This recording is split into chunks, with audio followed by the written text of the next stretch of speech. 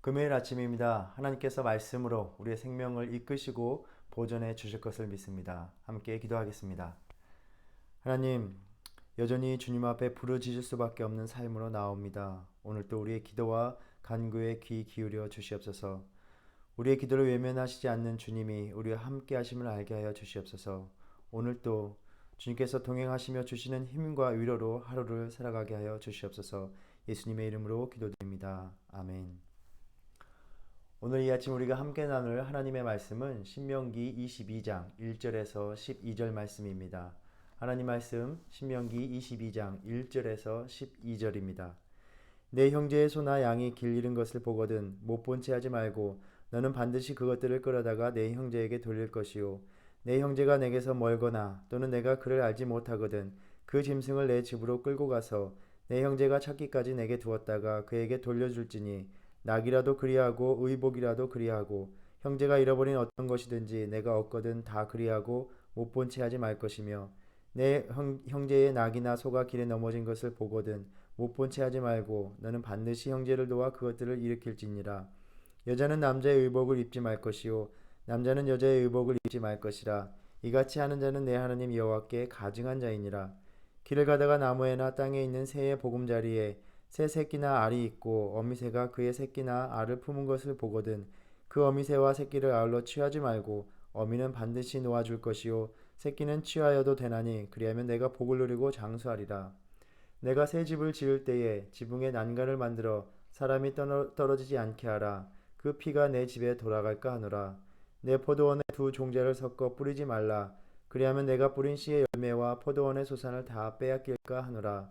너는 소와 나귀를 결의하여 갈지 말며 양털과 배로 섞어 짠 것을 입지 말지니라. 너희는 너희가 입는 겉옷에 내 귀에 술을 만들지니라. 아멘. 우리가 지금까지 신명기의 말씀들을 살펴보았듯이 신명기에는 개인의 권리를 보호하는 여러 가지 법령들이 담겨 있습니다. 오늘 말씀에도 이러한 계명들이 이어지면서 개인의 생명과 재산을 보호하는 데 초점이 맞추어져 있습니다. 우리 삶의 전 영역에서 하나님의 계명을 실천하여야 하는 것을 보여주는 말씀들입니다. 비록 신명기에는 내 이웃을 내 몸과 같이 사랑하라 하는 이 말씀은 없지만 우리가 오늘 읽었던 본문의 첫 부분에는 그 핵심적인 내용이 담겨 있는 것을 보게 됩니다. 오늘 1절 말씀을 보면 내 형제의 소나 양이 길 잃은 것을 보거든 못 본 채 하지 말고 너는 반드시 그것들을 끌어다가 내 형제에게 돌려주라 라고 말씀하십니다. 같은 내용의 계명이지만 이전 시대에 나왔던 것으로 여겨지는 출애굽기 23장 4, 5절 말씀을 보면 내 원수의 길 잃은 소나 나귀를 보거든 반드시 돌려주라 라고 말씀합니다. 그러니까 신명기에서는 이 명령이 확장되어서 내 모든 형제의 잃어버린 재산을 보호하는 데 책임을 가지라 라고 요구하고 계십니다. 못 본 채 하다 라는 히브리어 말을 문자 그대로 번역하면 자신을 숨기다 하는 말입니다. 사건이 벌어진 현장에서 자신을 은밀히 숨겨서 마치 그곳에 내가 없었던 것처럼 그래서 나는 그것을 알지 못했기 때문에 아무런 책임이 없는 것처럼 행동하는 것을 말합니다. 한 주석가의 말처럼 이 법령은 다른 사람을 도와줘야 될 입장에 놓이는 것을 싫어하는 우리의 습성을 경계하는 말씀이라 생각됩니다. 나 자신에게 주어진 삶을 감당하는 것도 버거운 현실에서 다른 이의 어려움을 돌보는 책임을 요구받을 때 우리의 마음은 그러한 상황을 의도적으로 무시하도록 우리 자신을 떠밀곤 합니다. 이제 이스라엘 백성들은 가나안 땅에 들어가서 땅을 일구며 살게 될 것입니다. 그렇게 농사를 지으며 살 때에 소나 나귀 같은 동물은 농사를 짓는 데 없어서는 안 될 아주 필수적인 생계 수단이 됩니다. 이러한 것들을 잃어버리면 그 주인은 자신의 생계를 유지하는 데 어려움을 겪게 됩니다. 3절에 보면 가축뿐 아니라 의복이라도 그리하고 형제가 잃어버린 어떤 것이든지 내가 얻게 되거든 반드시 못 본 채 하지 말고 돌려주라 라고 말씀하고 있습니다. 이 의복은 담요처럼 걸칠 수 있는 겉옷인데 출애굽기 22장 26절 말씀을 보면 이웃의 옷을 전당 잡거든 가난한 이들에게는 이불처럼 쓰이는 옷이기 때문에 해가 지기 전에 돌려주라 라고 말씀하고 있습니다. 어찌 보면 오늘의 본문의 말씀이 부담 없이 베풀어 줄 수 있는 친절 같지만 많은 희생과 번거로움을 감당해야 되는 일임을 보게 됩니다. 2절에 보면 내 형제가 내게서 멀거나 또는 내가 그를 알지 못하거든 그 짐승을 내 집으로 끌고 와서 돌보아 주라 라고 말씀합니다. 언제 찾아갈지도 모르는 그 가축을 데리고 있으면서 계속 먹이도 주어야 되는 일입니다. 나의 시간과 물질을 써야 되는 일입니다. 또 4절에 보면 형제의 낙이나 소가 길에 넘어진 것을 보거든 역시 못 본 채 하지 말라라고 말씀합니다. 같은 말씀 출애굽기 23장에 보면 이 구체적인 상황이 나옵니다. 나귀가 짐을 싣고 가다가 주저앉은 것입니다. 그러한 경우에 주인이 혼자서 무거운 짐을 지고 있는 이 짐승을 일으키는 것은 참으로 힘든 일이었을 것입니다. 이 모든 경우에 가장 간편한 일은 그냥 무시해버리고 외면하면 되는 일입니다. 굳이 다른 이의 어려운 삶에 연루될 필요가 없는 것이죠.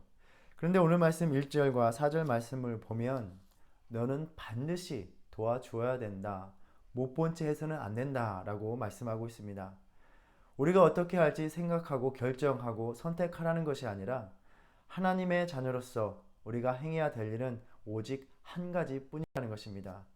내 삶에 불편함이 있고 희생함이 있더라도 너는 반드시 도와주는 삶을 살아야 된다라고 말씀하는 것입니다. 당시의 배경 속에서 가축과 이웃의 재산을 돌보아 주는 것은 결국 형제가 그 형제의 생계가 어려움에 처하지 않게 그 삶을 보전해 주라는 말씀이기도 합니다. 이웃의 생명을 돌보아 주라는 말씀입니다. 결국 오늘 하나님의 명령은 내 형제의 생명을 돌보아 주라라는 명령이 됩니다. 단지 이웃의 재산이 아니라 그렇게 생명을 돌보아 주라는 의미로서 우리가 확장시켜서 깊이 묵상해 볼 수 있다면 오늘 말씀은 누가복음 10장에서 예수님께서 들려주셨던 사마리아인의 이야기에 적용되는 말씀으로 우리가 볼 수 있습니다. 예루살렘에서 여리고로 내려가다가 강도를 만났던 그 사람의 이웃은 종교적으로 거룩하고 열성적이었던 제사장이나 레위인이 아니었습니다. 그들은 그를 보고 피하여 지나갔다라고 말을 합니다. 오늘 본문의 표현에 의하면 못 본 채 하고 그 자리에 자신이 없었던 것처럼 그 상황을 무시하며 지나가 버린 것입니다. 그런데 사마리아인은 그를 못 본 채 하지 않았습니다. 주막에 그를 데리고 가서 말을 합니다. 그를 돌보아 주라. 비용이 더 들면 내가 돌아올 때에 갚으리라. 주님께서는 누가 강도 만난 자의 이웃이냐라고 물으시면서 너도 그와 같이 하라라고 말씀하셨습니다. 종교적으로 열심히 있고 경건한 삶에 힘쓰는 삶을 살아도 다른 이의 어려움을 못 본 채 하는 사람은 누군가의 이웃이 될 수 없다라고 말씀하고 계십니다. 또 한 사람이 예수님께 다가와서 묻습니다.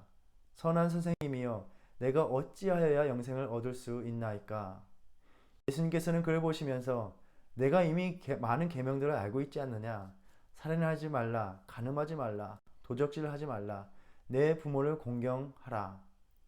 그가 자신있게 대답합니다. 그러한 계명들은 내가 어려서부터 다 지켰나이다. 주님께서 그를 보시면서 말씀하십니다.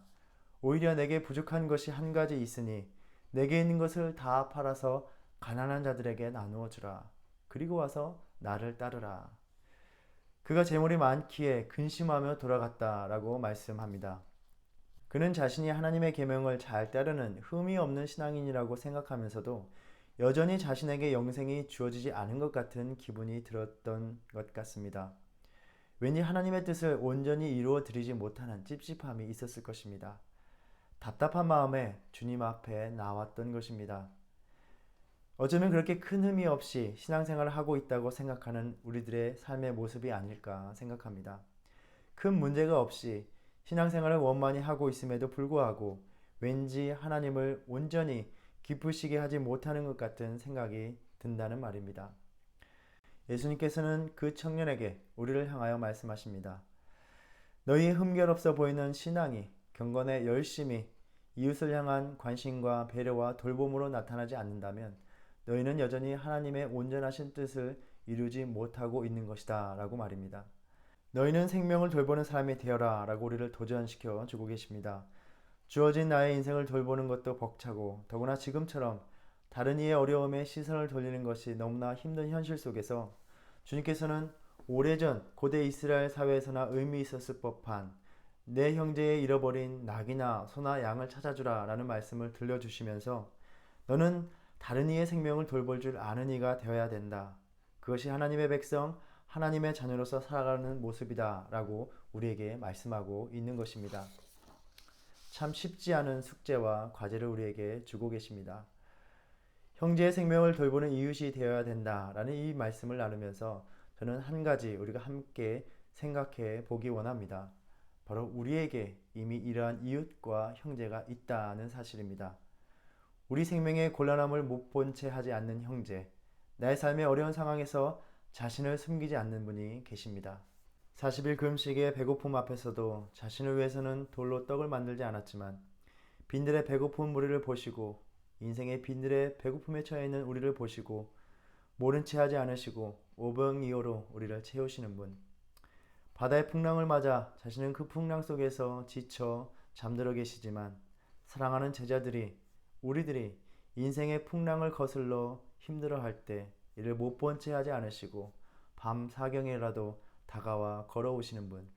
십자가의 고통 앞에서 자신도 두려움 속에 고민하여 죽게 되었다라고 말하시면서도 우리가 당할 율법의 저주, 하나님의 버림받음과 죽음의 형벌을 무시하지 않으시고 외면하지 않으시고 십자가의 길로 걸어가시는 분. 우리 생명의 아픔과 고통 앞에서 결코 자신을 숨기지 않으시는 못 본 채 하지 않으시는 분, 바로 예수 그리스도가 우리의 형제와 이웃이 되어 주셨습니다. 내 이웃의 생명을 돌보라는 이 말씀 앞에서 그렇게 외면하지 않고 우리의 생명을 돌보신 그 사랑이 지금도 우리와 함께 있음을 기억하시길 바랍니다. 이어지는 말씀 가운데 남녀 간의 의복을 금하는 이 명령은 이것이 고대의 이스라엘 배경에서 어떤 이유, 어떤 동기가 놓여 있는지를 확실히 알기는 어렵습니다. 여러 가지 의견이 있는데 이러한 동성애적 행위가 하나님이 세우신 창조 질서를 흐리기 때문에 또는 가나안 종교에서 여신을 숭배한 때 제사장이 여자의 옷을 입는 그러한 경우로서 우상 숭배의 제의와 연관이 있다라고 설명하기도 합니다. 어찌됐든 하나님께서 가증히 여기시는 우상 숭배나 이방 풍습을 따라 하지 말라는 명령인 것입니다. 하나님의 백성으로서 거룩하게 살아가는 모습을 벗어난 세상의 문화를 따르지 않도록 우리는 늘 분별하며 살아가야 합니다. 이어지는 어미새를 놓아주라는 이 말씀은 어미새로 대표되는 식량 자원을 보호하는 차원으로 이해되곤 합니다. 어미새를 취해서 그 새의 종류를 근절하는 것은 결국 인간 스스로 자신의 식량의 원천을 파괴하는 것이 된다라고 말합니다. 하나님의 창조 세계에서 인간뿐만이 아니라 다른 생명을 존중하고 또 생명을 존중함으로 공생할 때 비로소 인간의 삶도 보존된다는 그러한 진리를 가르쳐 주고 있습니다. 오늘날 우리 인간 생활의 편리를 위해서 무분별하게 개발하고 확장하면서 이 주변 세계를 파괴할 때 결국 우리가 살아가고 있는 인간의 삶, 인간의 공간 자체가 파괴되고 있는 실상을 우리가 보고 있습니다. 인간과 이웃의 재산이 되는 가축뿐만이 아니라 그러한 가축을 보존하는 것을 넘어서서 하찮은 생명을 보존하는 것, 존중하는 것으로 확대되어 모든 창조 세계의 보존에 관심을 가져야 된다라고 우리에게 말씀하고 있습니다. 새 집을 지을 때에 지붕에 난간을 만들어 사람이 떨어지지 않게 하라는 이 말씀은 오늘날 비용을 아끼기 위해서 안전장치를 만들지 않아서 일어나는 많은 사건과 사고를 떠올리게 합니다. 이 당시 지붕은 평평하기 때문에 사람들이 그 지붕에서 잠도 자고 곡식도 널고 또 모임을 갖기도 하는 아주 다양한 활동들의 공간이었습니다. 그렇기 때문에 난간이 없으면 언제든지 추락할 위험이 있었습니다. 이처럼 생명이 위험에 처하게 되는 그러한 상황을 무시하는 것, 이것은 결국 생명을 상하게 하는 것과 마찬가지다라는 말입니다. 그래서 지붕에서 사람이 떨어져 피를 흘리게 될 때 그 핏값은 주인에게 돌아간다 말씀하고 있습니다. 우리가 살아가고 있는 모든 영역에서 다른 사람의 생명을 보호하는 일에 관심을 갖고 그 관심을 갖는 일에 소홀히 할 수 없다라고 주님께서 우리에게 말씀하고 있습니다. 혼합을 금지하는 명령이 이어지고 있는데 그 배경과 그 동기를 확실하게 이해하기가 어렵습니다. 이 말씀에는 다양한 해석들, 다양한 의견들이 제시되고 있습니다. 그 중에 몇 가지를 살펴보면 포도원에 두 종자를 뿌리는 것이 마술적인 제의와 연결되어서 이방의 관습을 피하는 것이다 라는 의견이 있기도 합니다. 또 소와 나귀를 같이 부리는 것은 정한 소나 부정한 나귀가 함께 있게 하지 말라라는 의미로 볼 수 있다라고 보기도 하고, 혹은 힘이 센 짐승과 약한 짐승을 함께 부림으로써 약한 짐승을 힘들게 하지 말라, 그렇게 약한 짐승을 보호하는 차원의 계명이다라고 말하기도 합니다. 또 양털과 배실로 섞어 짠 것에 대한 금지 명령에는 그 당시 창기들이 입었던 화려한 의복을 가리키는 것이다 라고 설명하기도 합니다. 이 외에도 여기에 대해서 아주 다양한 의견들이 제시됩니다. 우리가 정확히 그 배경을 알기는 어렵지만 하나님께서 세우신 창조 질서를 무너뜨리는 그러한 부적절한 삶을 살아가는 그러한 삶에서 또 행위에서 멀리하라는 의미로 받아들일 수 있을 것입니다. 마지막으로 옷에 술을 달라 하는 명령은 민수기 15장 37절에서 41절 말씀에 나옵니다. 이 구절을 보면 이 술은 너희가 보고 여호와의 모든 계명을 기억하여 준행하고 너희를 방종하게 하는 자신의 마음과 눈의 욕심을 따라 음행하지 않게 하기 위함이라. 그리하여 너희가 내 모든 계명을 기억하고 행하면 너희 하나님 앞에 거룩하리라 하고 말씀하십니다. 결국 하나님 앞에서 거룩하게 살아간다는 것은 하나님의 계명을 기억하고 그를 따르는 매일의 삶 속에서 이루어진다는 말씀입니다. 이웃뿐 아니라 창조 세계의 생명을 존중하는 가운데 하나님의 창조에 담긴 그 뜻에 따라 살아가는 거룩한 백성이 되라고 하는 이 명령들이 하나님의 계명을 늘 기억하라는 옷에 술을 달라는 명령으로 마치는 것이 의미가 있다고 생각합니다. 우리는 하나님의 자녀요 백성으로서 늘 하나님의 말씀을 따라 살아갈 때 하나님의 원하시는 바 거룩한 삶을 살아갈 수 있다는 말입니다. 하나님이 창조를 통해서 우리에게 생명을 주셨고 그 생명을 보존시켜 주시기 위해서 우리 삶의 어려운 상황들을 못 본 채 하지 않으셨습니다. 우리 육신의 삶으로 오셔서 자신의 생명을 주사 죽임받아 마땅한, 버림받아 마땅한 우리의 생명을 되돌려 주셨습니다. 우리 역시 우리 삶의 관심과 책임의 영역을 확장시켜서 이웃을 돌보며 창조 세계를 보존하며 살아가라고 우리에게 말씀하십니다. 주님이 우리를 외면하지 않으시고 보혈의 피를 흘리셔서 우리의 생명을 귀하게 여겨주셨듯이 이웃의 어려움 속에서 자신을 숨기며 살아가며 탐욕으로 죄된 삶을 살아가는 것이 아니라 주님의 뜻을 따라 이웃을 돌보며 살아가기로 결단하는 이 하루가 되기를 간절히 소망합니다. 기도하겠습니다. 주님, 우리의 이웃을 돌보라는 말씀 앞에 우리의 삶의 어려움들을 못 본 채 하지 않으시고 우리의 생명을 돌보셨던 주님의 사랑을 다시 한번 기억합니다. 주님께서 명하신 많은 계명들을 우리가 알고 있음에도 불구하고 그 많은 지식을 갖고 있음에도 불구하고 경건한 생활에 힘쓰면서도 나의 생명과 나의 재산의 안위에 집착하는 그러한 삶을 살아가면서 하나님께서 우리에게 진정으로 원하시는 삶을 이루어가지 못하는 우리의 모습을 고백합니다. 다시 한번 주님의 사랑을 깨닫게 하시고 주님의 말씀을 따라서 주님의 명령을 따라서 우리의 이웃의 삶을 돌보는 그러한 삶을 살아가게 하여 주시옵소서. 오늘도 어려운 삶 속에 있는 모든 이웃과 성도님들의 삶을 주님께서 어루만져 주시고 붙들어 주시기를 간절히 간구합니다. 예수님의 이름으로 기도드립니다. 아멘. 하늘에 계신 우리 아버지여, 이름이 거룩히 여김을 받으시오며 나라의 임하옵시며 뜻이 하늘에서 이룬 것 같이 땅에서도 이루어지이다. 오늘날 우리에게 일용할 양식을 주옵시고 우리가 우리에게 죄 지은 죄를 사하여 준 것 같이 우리의 죄를 사하여 주옵시고 우리를 시험에 들게 하지 마옵시고 다만 악에서 구하옵소서. 나라와 권세와 영광이 아버지께 영원히 있사옵나이다. 아멘.